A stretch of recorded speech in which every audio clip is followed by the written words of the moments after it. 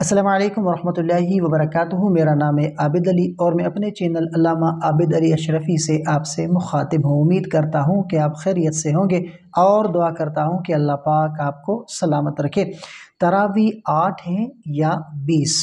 ہر سال رمضان میں یہ بحث ہوتی ہے کہ تراویح 8 رکعات پڑھنی چاہیے یا 20۔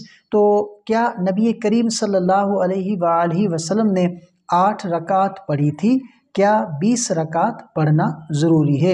تو یہ ایک اہم مسئلہ ہے جس پر کئی لوگ الجھن کا شکار ہیں۔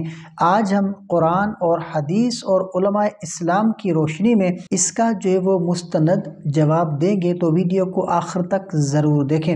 سب سے پہلے قرآن کریم کی روشنی میں، قرآن میں اللہ تعالیٰ ارشاد فرماتے ہیں کہ اور رات کے وقت جو ہے وہ تہجد پڑھو، یہ نفل ہے۔ سورہ بنی اسرائیل آیت نمبر 79۔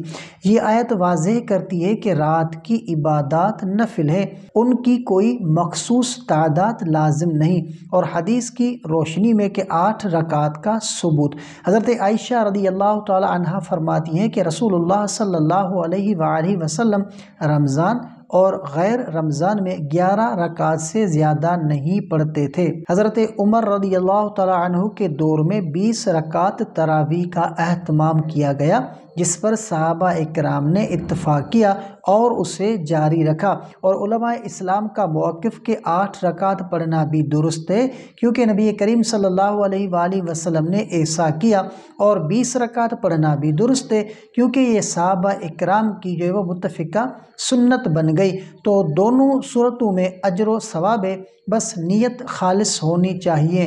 لہٰذا 8 رکعت اور 20 رکعت دونوں طریقے درست ہیں۔ جو جتنا پڑھ سکتا ہے وہ اتنا پڑھے، لیکن بحث و مباحثے میں نہ پڑھیں، کیونکہ دین آسانی کا نام ہے۔ اگر آپ کو یہ ویڈیو پسند آئے تو اسے لائک کریں، سبسکرائب کریں اور اپنے دوستوں کے ساتھ شیئر کریں تاکہ سب کو صحیح رہنمائی حاصل ہو سکے۔